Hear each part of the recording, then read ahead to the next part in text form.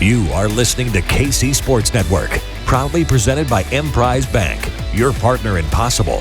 Hello and welcome into Mizzou, That's Who, your podcast for Missouri Athletics here on Kansas City Sports Network. I am your host, Tucker Franklin, here with Gabe DeArmond and Maggie Johnson. Quick shout out to Charlie Hustle. I wore the Leaping Tiger football shirt. Maggie got a Chiefs shirt on. Gabe, you got a Monarch shirt on. They've got a lot of good Monarchs collection there at Charlie Hustle. So whatever you like, go to charliehustle.com. You can get really anything. I got a Joe's Barbecue shirt if you're into the barbecue. If you love local Kansas City brands, you can go find stuff there too. I believe they have a Four Hands Brewing as well. I believe that's out of St. Louis. So they've got all kinds of stuff across the state. So no matter where you are, the Shakespeare's Pizza shirt we talked about last week, go check it out. Go check out charliehustle.com. We've got a lot to talk about in Mizzou athletics. We had the highest of highs and the lowest of lows, possibly, when it comes to that. And I knew once the result of the basketball game happened, I was already preparing myself for a loss in the bowl game because, listen, as Missouri fans, we can't have it too good. They got to make sure that we have it a little bit. We get a little dose of reality sometimes. But we're going to start with the bowl game, the Gasparilla Bowl, 27-17 loss to Wake Forest, the Fighting Sam Hartmans. I don't know if we want to talk a whole lot about this game. I think what I was talking to you guys before we started was I think the biggest thing, for me at least, from this game is what now for this team. I think that's the biggest thing. This is another year where they finished 6-7. You have Eli Drinkwitz going on his fourth year in Columbia. So you're coming on of a kind of an impasse, right? He did sign a 2-year extension, but you're coming to an impasse here with recruitment and with facilities and people coming back, transfer portal, everything like that. Gabe, what are your thoughts from the bowl game and just kind of the ramifications, the impact? I know bowl games don't really matter as much as they used to, but moving forward. Did we not agree that Maggie would just talk about the bowl game and then I could talk about basketball so everybody would like me? Was that not the plan? Okay. No, but I mean, they don't matter really in the grand scheme of things. We talked a lot about that, but they matter to fans, and that's pretty obvious based on the reaction. Like, your team plays, you want your team to win. And I mean, they told us all leading up to the game how much it mattered. So you don't, my favorite tradition of bowl season is after every SEC team that loses, it's just like, well, the SEC is 0-0 in bowl games it cares about. But then if the SEC team wins, they're automatically 1-0 or 2-0 or whatever. Right. Well, we just didn't care about that one. I mean, like, full disclosure, I didn't see very much of this game because I was in Kansas City at a family thing and Gerard Hamilton covered it for us. But I didn't need to see that game because I've seen that game 6 times. Yeah. Like, the defense is pretty good until it's just so obvious that the offense isn't even competent enough to help them out that they can't do it anymore. That's what happened in that game. They held Wake Forest below all their season averages. And Wake Forest is an awful defense, and Missouri still couldn't really do anything on offense. So 17 points is not going to win games against grown-up teams, and Missouri does not have an offense that's capable of beating very many grown-up teams. They managed to do it a couple times. Well, I'll say, so for everybody out there, I did not make it down to Tampa, had my flights, had everything. Y'all know what happened. Weather was terrible. Flights got canceled. It is what it is. Watched the game and made it to bragging rights, which we'll talk about here in a little bit. But so the coolest thing about the big bowl game was the Mike Leach shirt that Drink was wearing. Yeah. And he channeled his inner Mike Leach because they threw 48 passes. I mean, they threw the dang ball. And that was super interesting to me in terms of we've ran the ball quite a bit. And honestly, running the ball was doing okay for us in the first half. Then I feel like we really didn't run the ball kind of at all. I don't know if that was after Connor Wood got hurt. I'm not really sure. But dang, penalties. That is the story of this game. I do not even know. I don't have it in front of me. I don't know if you do, Tucker, the amount of penalties and yardage that we got for that. But it just felt like that game lasted forever because of the amount of penalties. Yeah, I see your face. I know it's got to be bad. 9 for 85. So that's not great. I know there was a couple ticky-tack roughing the passer, some unsportsmanlike penalties that go on. We talked about before. Mizzou, people outside of, so living in Kansas City, there's a lot of fans of other colleges, and I'm friends with people with like Kansas fans usually. Don't know why I'm friends with them. But they were chirping at me during the game when I was already frustrated about it. They're like, "Oh, look at all these penalties. This team's undisciplined. This falls on Drink. Like, this is Drink's fault." I was like, can we just like calm down for a second? I was already worked up just because of like, how the game was going. And I didn't want them to say that my team was bad, but like they weren't wrong. I mean, you got two guys fighting each other on the field. I know that was, I would say that was not a big deal. I agree. That was a proportion. My boss asked me about it today. He was like, "Oh, I saw it on the news." And I'm like, okay, I'm pretty sure it was a misunderstanding that happened. Yeah. But everybody, they don't care. The media wants to post it and they want to get the clicks and they want to talk smack about Mizzou. And it just is what it is. It shouldn't have happened. But I do think that was a misunderstanding between the two guys. So I just looked it up. How many teams in the country? There are 131 teams. How many would you guess were called for more penalties than Missouri this year?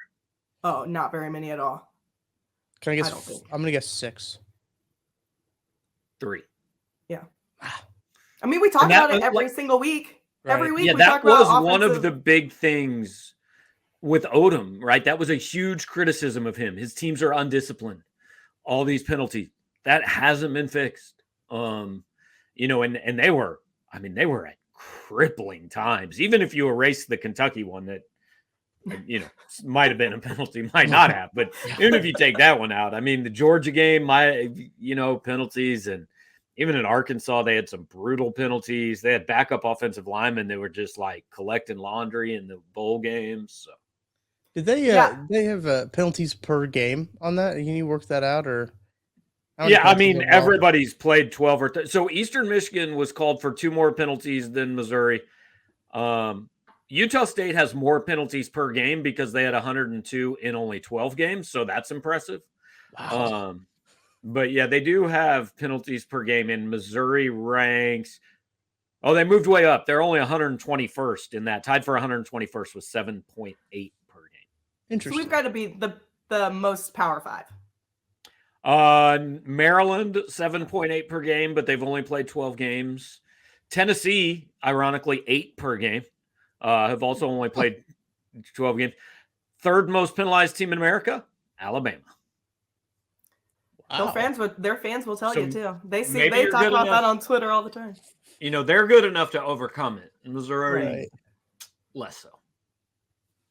Yeah, and I think on the defensive side of the ball too, even clearly missing pieces early on.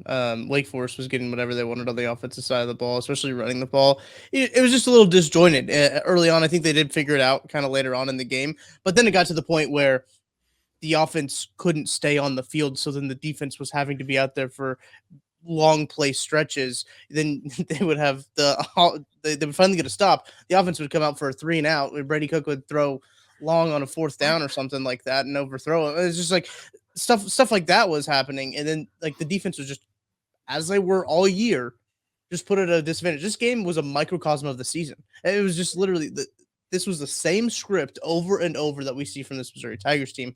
And I think that's kind of what was so frustrating about it, because we were thinking, oh, maybe, someone new, try something out, got new faces on the defensive front. Maybe we get to see a little bit more. We'll try something out new. No, same thing. They tried a couple trick plays. They were terrible. Yeah, but I think the frustrating, like Drinkwood says, hey, Tavoris Jones is going to get a chance. He's going to play a lot more in this game. You guys know how many snaps he played? 2, 3. 1. Yeah. 1 snap. I remember it specifically because me and my friend are like, hey, that's Tavoris Jones. Yeah. And, I'm not going to argue about the quarterback, whatever. He thinks Brady's his best quarterback, fine. Cool with me. But it's discouraging that I think the biggest problem, we're talking about what's next, right? Mm-hmm. We don't know, because we don't know if any of these guys are good. Like, I don't know if Tavoris Jones is good. I don't know if Sam Horn's good. Right. I don't know if Max Wisner's good, or, and even like the receivers, everybody says they're good, but maybe. But when you don't have a line that can block, or a quarterback that can get them the ball, or a running game that can make other teams respect it, I don't really even know if it matters if the receivers actually are good. Yeah. And that's the problem to me. And I wrote this on Monday morning. All I wanted out of this year was a better idea of which way this is going to go. And like, look, it's good for my business. I know you guys would much prefer that Eli's winning 9, 10, 11 games. Like, I don't root against him, but I would feel better knowing, oh, this guy doesn't know what he's doing now, than just having no idea, because they just treaded water for 3 years. I mean, I don't know that anybody can argue. I mean, his best year, I think, inarguably, was year 1, where he had almost none of his players, had to deal with COVID, didn't have spring practice, all those things. And he had no non-conference games, and he went 5-5. And everyone, including myself, said, that's pretty impressive. Yeah. They've gotten worse since then. I mean, their last 2 years are worse than year 1, right? We've talked a little bit about like recruiting rankings and stuff like that, like on and off the podcast. Here's my question. Do you think that he's a good recruiter at like the specialty positions, but he can't do the trenches? Because I think that's why we've gotten worse. I don't think, I mean, obviously our defensive line was pretty good. Obviously we're probably going to put a couple of guys into the draft, but I mean, his offensive line is the main reason I feel like we're pretty bad.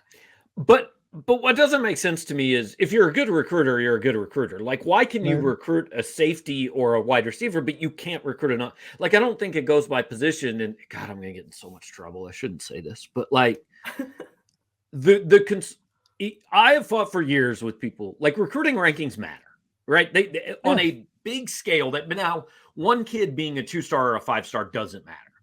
But overall, as a big picture thing, they do generally matter. They're a pretty decent guideline. They're not gospel. I mean, we saw Gary Pinkel take kids that in classes that rivals said weren't very good and make them really good, so you can outperform them. I also saw Butch Jones fail despite bringing in top 15 class after top 15 class. So it can go to every rule, there's an exception. And look, I've got to be clear that we don't know this yet. Like, I'm not saying this is the case. But the worry is, what if this is Butch Jones, where like he's getting guys that look like they're really good players, or that rival says are really good players, but they either the evaluation's off or the development's off. Like, that's the part that worries you. And again, I'm not saying that's the case. I hope he wins 14 games next year. You know, and I hope every one of these 5 stars and 4 stars plays like a 4 and 5 star. And overall, you'd rather have a guy who recruits top 20 classes than a guy who recruits classes in the 40s. This is not like a bring Barry Odom back, anything like that. It's just, you have to acknowledge that we don't really know right now. I think that's fair. You look at the recruiting ranking right now; it's at 32 after early signing day. National signing day is like is it in February? Right? Or like the big one? Well, the big one already happened. Like 85. Okay, that one's now early signing day. That's now the big one. Yeah. Okay. I knew there was another signing day that happens later. So they could add a couple guys. I know that they're probably going to hit the portal hard. You have to hit the portal hard now in college football. And if they don't completely revamp their offensive line, then we're going to have a problem. But they brought in a couple transfer offensive linemen that didn't really pan out all that well. Connor Wood wasn't, he started a lot, but he wasn't like a world beating right guard. So it's tough. I mean, EJ and Doma Ogar took 1.5 years to get on the field, and actually then looked pretty good when he did. Yeah, he did. But then got hurt, which again goes back to another concern of like, okay, that kid looked a lot better than the guys that have been playing the first 6 games of the year or whatever, right? Like, where was the disconnect here not playing him sooner? Well, and Polgar got hurt, right? He couldn't. Yeah. Or not hurt. Ineligible. Yeah. So, that was a kind of a killer too when you rely on something like that. But who knows if he was good? I don't know. We don't know. Right. I mean, there's a post on our board that says, how many offensive linemen does Missouri need to bring in to fix this line? I mean, kind of, but 3? Like, I think Armand Mimbo is going to be good, right? I think he's a good player. Yep. Mm-hmm. And I guess the hope is like I think it's unfair to expect Logan Reichert to play next year. On the offensive line, it just doesn't usually happen. But you hope one of the other guys that signed in Mimbo's class is ready to be a contributor next year. So that's a new guy. Like Xavier Delgado, Javon Foster, those are guys that, yeah, you can start them. You can be fine. I think to be good, you need better than that, but you could start them. So I guess, and, EJ's healthy, but I just feel like they need more guys. I feel like they need to at least bring in 2 guys that are upgrades, not just bodies, but like you look at them and go, it's going to be surprising if they aren't starting. They need to do what the Chiefs did 2 years ago. It's kind of disappointing because Javon Foster we kind of thought he might not even be back this year. Like he was supposed to be so good. So that's a little alarming to me. He's a preseason tackle from PFF, or a preseason top 10 tackle from PFF is what they named him. Yeah. And I know they love him. I just have a hard time thinking anybody on Missouri's offensive line had a very good year. I mean, 28 pressures in the bowl game. When that's the case, unless all 28 of them came from the other 4 spots, nobody's playing particularly well. I don't know if I have the ability to look this up, but I wonder what Missouri's average time per drop back was, because it couldn't have been very long. It had to be close to like 2.5 seconds. Like, listen, I know you don't want you can't let 4.5 seconds is unrealistic, right?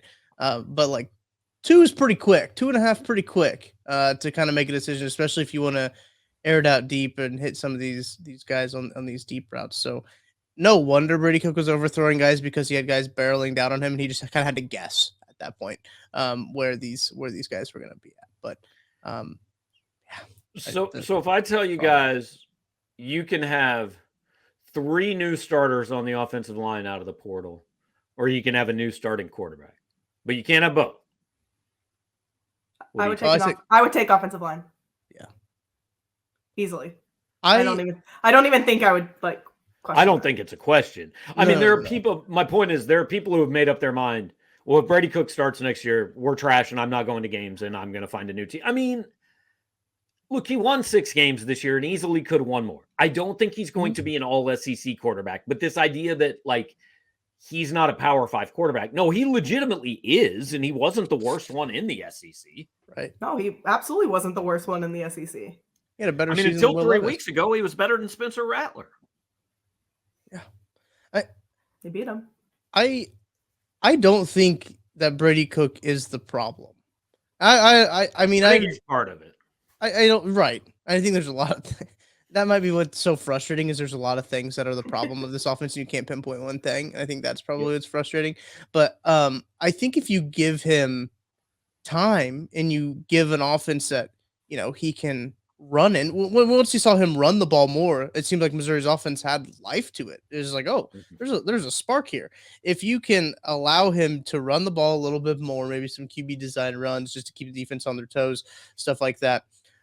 But if you allow him to have more protection and to have more time to increase that decision making, I mean, every quarterback's going to be a lot better, and they have a better offensive line and a better better pocket. So I mean, I'm not totally out on Brady Cook.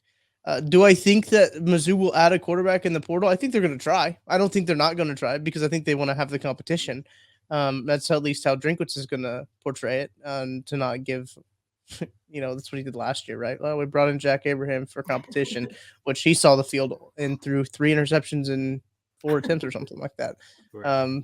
But yeah, I think that they're probably going to add a guy in the transfer portal, but I don't think people should jump to conclusions. I think this is probably going to be Brady Cook's team until further notice, right? I think it's probably how it's going to work out. I think I don't agree. Okay. I think Sam Horn's your starting quarterback next year. Gabe, at some point, you got to find out. At some point, you got to find out. Yeah. Right. I don't think Sam came to sit for 2 years. I think we kind of know what Brady is. And again, he is a Power 5 quarterback. He's fine. He got him to a bowl game, and he deserves some credit for that.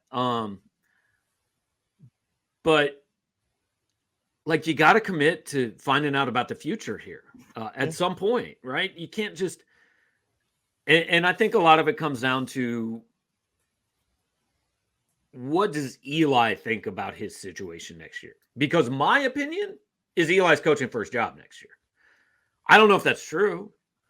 Maybe he knows, hey, they just gave me a big extension. I got a couple years, so I can toss this kid out there.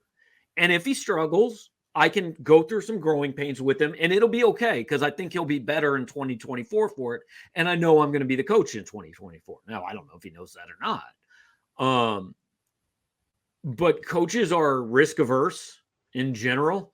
I think Eli, for the bravado and all that, I think he's actually more risk averse than a lot of them.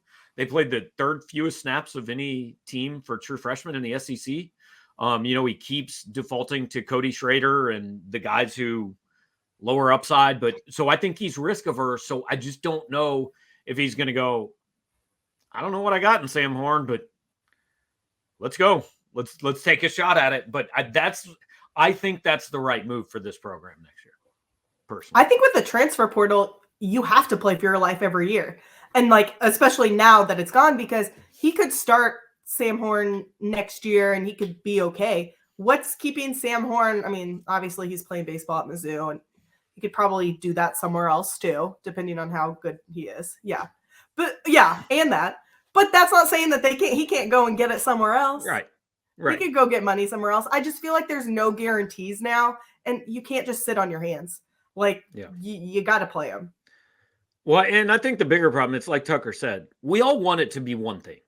We want to look at our team and say, well, if we just fix this, it's all good. Right. We're going to win 9 games. But the better question on this Missouri offense is not what do you need to fix? It's what do you not need to fix? I mean, quarterback needs to be better. Running back needs to be better. Offensive line needs to be way better. Tight end needs to exist. Mm-hmm. I mean, there is no part of that offense that was good enough this year. Right. I don't disagree special with teams, not great too. No, special teams aren't very good either. Yeah, it was not good. I don't disagree with you either, Gabe. I think that should be the move. What I'm just saying is I think that's what's going to happen. I just think it's just going to be pretty cooked because, just as you mentioned, the risk averseness. Am I making this up where Drinkwitz said that he was going to be really aggressive this season? And he felt like he said that in the preseason. He said that. I've went and tried to look for it one time and I couldn't find it. And I was like, wow, am I dreaming? Is that a fever dream? Because said he needed to be aggressive and let him throw the ball around and go deep more. And then I think after about a game and a half, he figured out, we can't do that. I don't got the guys to do that. No. He also said he wasn't going to run his mouth as much, but he did that too. Well, best laid plans. Unless you guys have anything else about Missouri football, I think we could talk in circles all day about this offense and what's going on. Let's move to the basketball. Let's move to the hardwood. Are they back? Is Missouri basketball back? Because they had a dominant win over an Illinois team that was ranked. An uninspired Illinois team, if I will say. They were fighting with each other. Things didn't look good. You had old Coach Underwood yelling at them in press conferences 2 weeks ago before that game. Things look not good in old Champaign, Illinois. But thoughts on that game, Gabe? Just off top, initial thoughts. I mean, well, first of all, Brad Underwood has the best angry face in college basketball. There was one play. It was the play where Kobe cut down the lane from the free throw line, was wide open for a dunk. I mean, literally 5 Illinois guys just watched him. And Brad Underwood calls timeout. And I swear to God, for about 6 seconds, he just stared at number 20 on his team. I mean, he looked as angry as I've ever seen anybody look. He doesn't appear to like his team. His team doesn't appear to like each other. I was disappointed we didn't get a fight. I thought we were going to get a fight. Whether that was between Missouri and Illinois or Illinois and Illinois, I wasn't sure. But I thought we were going to get a fight. No, but I spent most of the second half just looking at the guys next to me and laughing. I tweeted late in the first half when Demoy Hodge banked in a 3. I said, I don't want to say for sure, guys, but sometimes you just kind of see something that says this is your night, right? Mm-hmm. And then, I mean, we had about a 45-second span. I think Illinois had cut it to 21. And you get a Hodge 3. And then the next time down, you get a Golston 3. And then the next time down, you get a Kobe 4. And it's just they could blindfold themselves in the balls going in tonight. And they're not that good, right? Like what I wrote was they're not a top 15 team in America every night, but that showed us they're capable of being a top 15 team in America on the right night. And that's all it really takes. Be a top 15 on enough right nights, and you don't have to actually be a top 15 team. That was probably the funnest basketball game I've been to. That's pretty good. I mean, I couldn't even tell you. Not obviously it wasn't very competitive, but I was like you, Gabe. I was laughing half the time. Like every 5 seconds, I'm standing up. So they sold the tickets on Ticketmaster, which is where I got my tickets, and they only sold like half the arena, which was really weird. I couldn't figure out why. So there were Illinois people all over our section because they could only buy in our section, which is usually not like that. You know, it's usually like split down the middle. And those poor Illinois fans that were in our section, because I mean, they were everywhere and they're just sitting there on their phone. They were me at the Kansas game, me just like sitting on my phone, like angry the whole time. Like it was reversed. And like you said, nothing went wrong. The ball just went in every single time. Like I distinctly remember at one point, Dre Golston takes a three, like a 23-footer, like 7 seconds into the shot clock with a 22-point lead. And as he went up, I said, oh, that's an awful shot. He made it because, of course, he made it. Because, you know, I mean, it doesn't change the fact it was an awful shot, but it went in. Yeah, he's not going to make that shot every night, but he was making it. So I'm like, I guess you can take it. But I mean, yeah, Kobe had 31 points. And it's not even just, it's like how he got 31 points, like 10 for 15. 3 for 4 from 3-point. He had 5 rebounds, 8 assists. Like he played the best game that he could have possibly asked to play on the right night. It was the most points a Missouri player has ever scored against Illinois. After, like, I promise he heard after the KU game, like, why does he never show up in big games? Yeah. Like, and it wasn't unfair to ask it after the KU game. Mm-hmm. But he answered it. Yeah. I'm looking at the AP poll because Illinois dropped all the way out. They dropped out. They received some votes, 65 votes. Missouri received 57 votes. Can we just do the disclaimer saying this doesn't matter in college basketball on December 28th or whatever it is? Doesn't matter at all. Glad we put that out there. But Missouri received 57 votes. Kind of a big deal. When was the last time Missouri was ranked? I probably should have looked that up before the podcast started, but that was just a thought that I had. With like Drew Smith. And they were ranked after they beat Alabama. Last year they were? 2 years ago. Or 2 years ago. Yeah, 2 years ago, January. Yeah. Mm-hmm. Okay. And then they lost like 9 out of 11 or something at the end of the year, but they were ranked. Maybe even top 10. I want to say like they went to number 9 in the country or something. I do think that I do vaguely remember them being a top 10 team at one point and being like, hey, maybe we got something here. And then the wheels just completely flying off the wagon.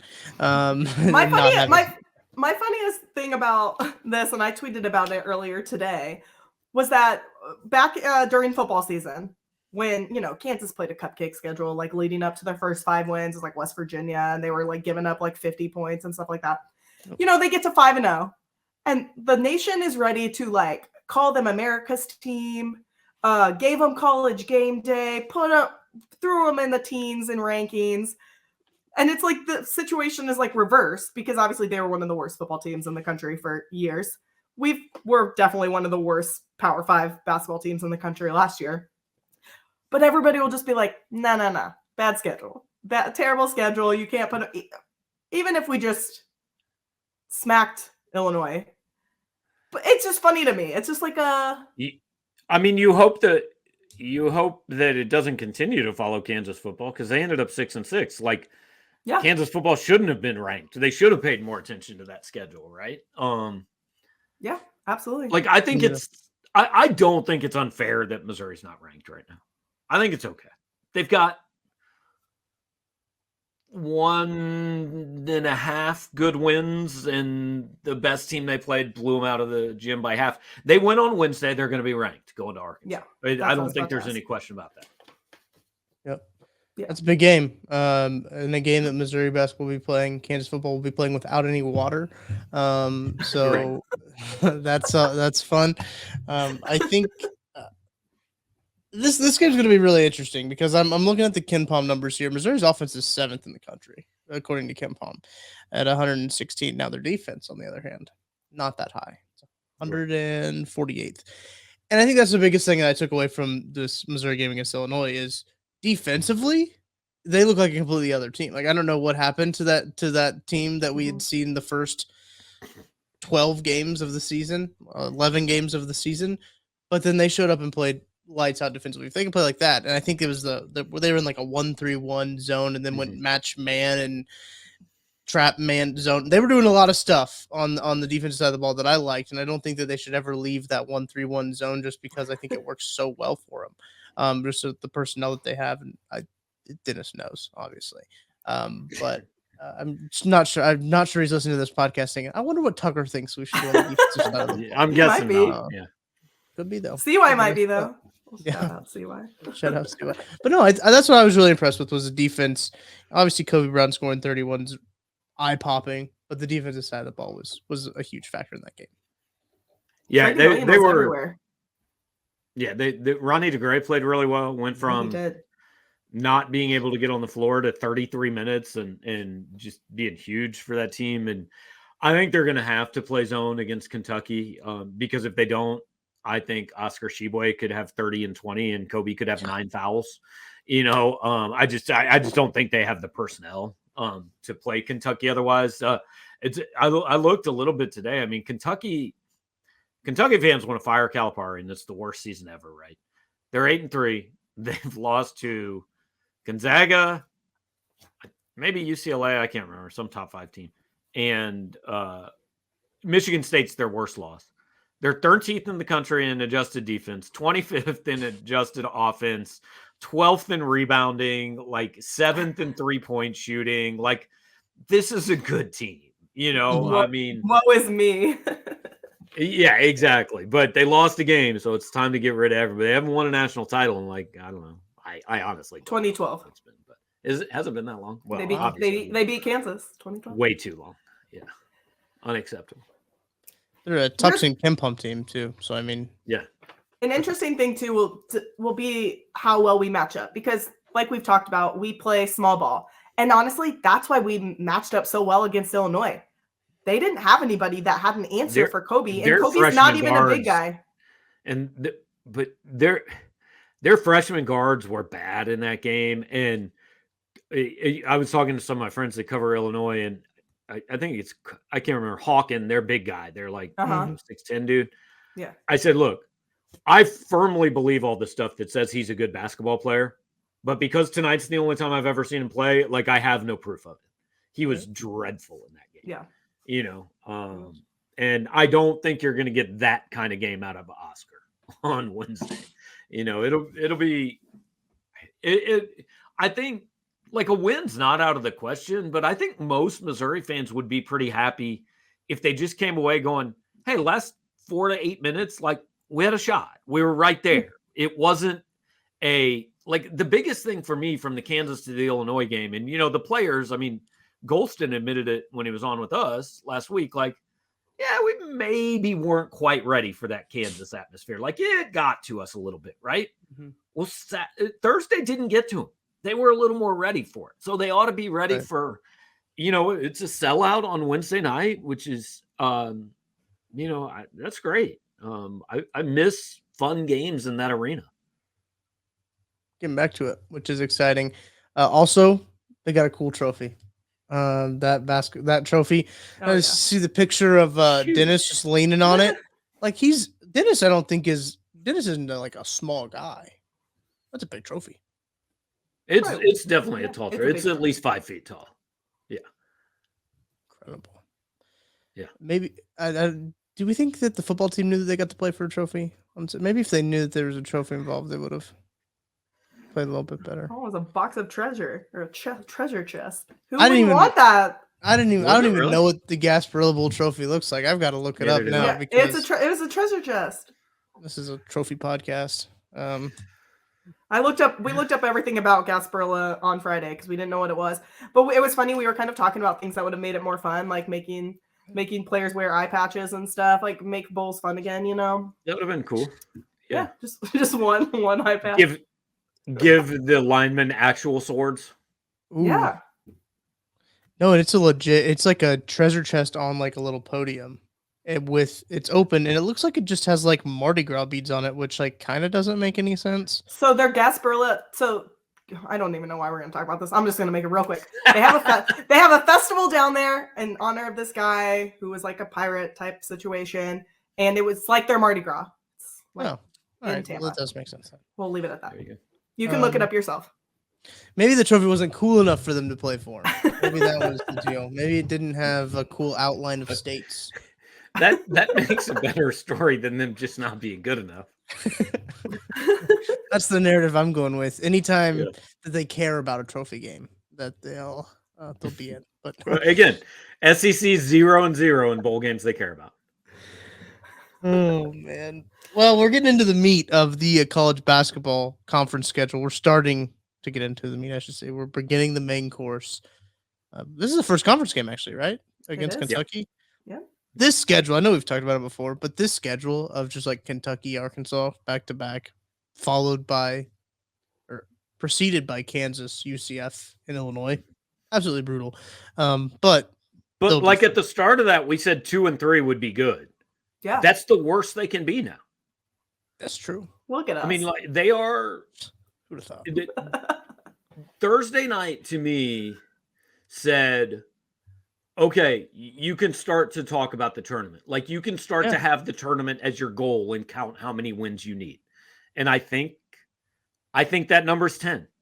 I think you win 10 more games, you're going to be in, and you're not really going to have to worry about it. Is there like a tournament magic number that you got it? You know, like how you're bowl eligible if you get 6 wins. Is there something like that for the NCAA tournament that I just don't know about? Win your conference tournament, but no. I know. Well, you see teams that are always like 15 and 15, and they're in or 15 and 16 or whatever, and they're in there. So they kind of just take one. Yeah, I mean, it's every conference champion, and then the next 34 best teams or whatever. They just ask him what's. Pretty much. No, I'm excited for basketball. I tweeted this out after the game. Like, when was the last time you were actually excited for Missouri basketball during the conference season? A lot of people were responding during that Michael Porter Jr. year, even though wasn't eligible, but still good team during that run there. But that's probably the last time that I can think where I was like, oh, this basketball team is competitive. And during the conference season, I think I went to like the Auburn game or something like that, and they ended up losing, but whatever. I mean, I do think Missouri was a good team 2 years ago. The problem was that was the COVID season where nobody could go. Yeah. Right. You know, so that had kind of a weird feeling about it. The year before with Jonte wasn't terrible either. I don't really remember what the record was. No, that was the Michael Porter year because Jonte only played 1 year because he got hurt before his second year. Really? Yeah. Yeah, he did. He only played that 1 year in Missouri, and then they went sub 500 the next 2 seasons. Oh, yep. Okay. And then went to the tournament. And he went to did he get hurt like during the draft process or got hurt at like the end of the season or something? He hurt himself first in an exhibition against Southern Illinois, like 6 days before the start of the season. And then he was playing pickup during the draft process when he wasn't supposed to be and hurt himself again. Yeah, I remember thinking that he probably just should have stayed another year. Probably should have. Hey, but good for him. Gotta go get that bag. I think he made an NBA roster eventually, but not for like a hot minute. But I don't even know if he's still playing anymore, if he's in the G League or what. But a lot of G League teams now. There's like Showcase G League, and I can't keep up with it. Basketball season, I'll say this on this podcast right now. I don't know if I've said this before. Basketball season, too long. Shorten that puppy up. Agreed. They tighten that.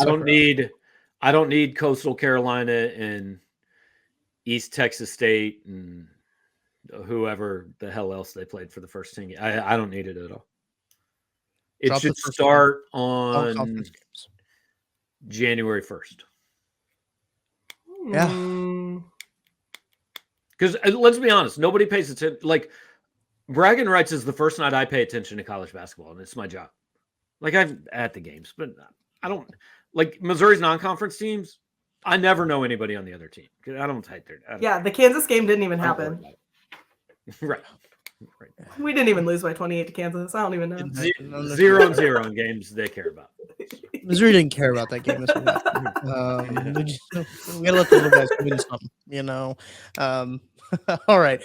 Next week we'll be back. We'll talk about this Kansas, not Kansas. Kentucky. I meant to say Kentucky game. We'll talk about the Kentucky game, and I think we're just straight on basketball until Missouri fires drink. Wait, do we play OC season, transfer quarterback season? Who knows what might happen? Do we play Arkansas January 2nd? 4th. 4th. Okay. Right before. Okay. So we'll preview that game next week then. Everything's pointing to that January 7th showdown with Vanderbilt. That's the game of the year. Also, Vanderbilt, is that at Vanderbilt? I hope it is because I hate watching basketball games at Vanderbilt. So. On the stage? I think it's here. Yeah. Did they change or they still play there? Yeah. Wild. Dude, Vanderbilt's not building a new basketball arena. Are you drunk? Great point. That is a great point. They have bigger things to worry about, like medicine. Solving the world's problems. Yeah. All right. That's going to do it for this week's episode of Mizzou. That's who. Thank you all for listening all the way to the end. Make sure, be a friend, tell a friend about the Mizzou That's Who podcast and Mizzou Athletics here on KC Sports Network as well. We'll have Border War with Jared Sutton, Jeff Hawkins. They'll be talking Missouri basketball a little bit more in depth than we talk about Missouri basketball. So make sure to subscribe to the channel, leave a 5-star rating and review if you do enjoy the podcast here on KC Sports Network. So until next week, we'll talk to you later.